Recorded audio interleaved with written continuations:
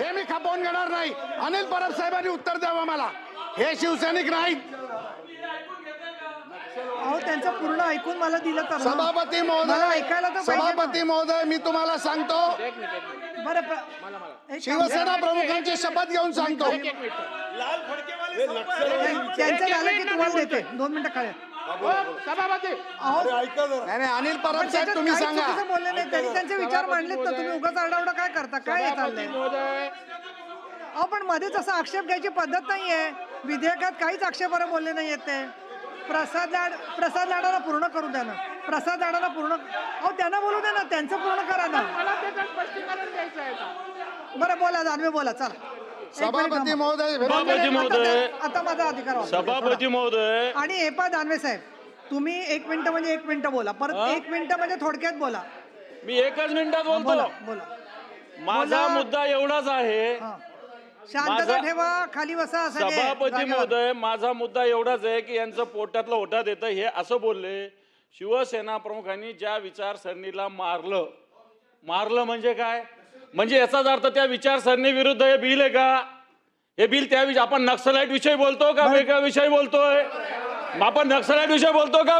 कोणत्या विषय बोलतो? हा माझा मुद्दा आहे. तुम्ही शिवसेना प्रमुखांनी दादा तिघांची आरडाओरडी करायची नाही ऍक्च्युली तुम्ही. तर मग मला बोलू, मग ते असं काही बोलणार का? शिवसेना प्रमुखांनी या विचारसरणीला मारणार कोणत्या विचार? नक्सलाइट विरुद्ध आहे ना हे बिल. तुम्ही असं काय करता? बरं झालं का दानवे साहेब तुमचा आक्षेप? नक्सलाइट विरुद्ध बिल दानवे साहेब तुमचा आक्षेप पूर्ण झाला का? सभापती महोदय, हे बिल कशा विरुद्ध आहे? नक्षलवादाविरुद्ध आहे. हे नक्षलवादाविरुद्ध हे कसं बोलतात? बरं ठीक आहे. नाही चला, आमचा या बिलाला सभापती महोदय विरोध आहे. आमचा विरोध आहे या सगळ्याला. आमचा विरोध याला. मी 10 मिनिटासाठी सभागृह स्थगित करते. 10 मिनिटासाठी कामकाज थांबवलंय.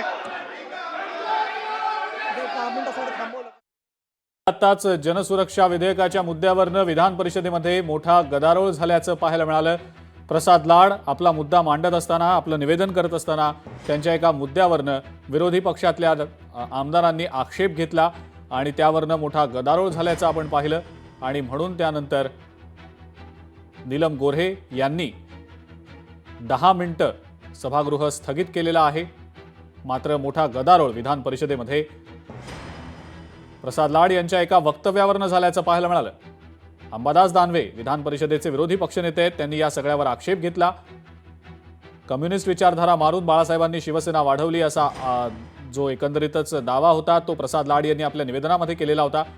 आणि याच एका मुद्द्याला, याच एका वाक्याला विरोधी पक्षातल्या आमदारांनी आक्षेप घेतला आणि त्यावरनं मोठा गोंधळ झाल्याचं पाहायला मिळालं. त्यामुळे सध्या विधान परिषदेचं कामकाज 10 मिनिटांसाठी स्थगित करण्यात आलेलं आहे.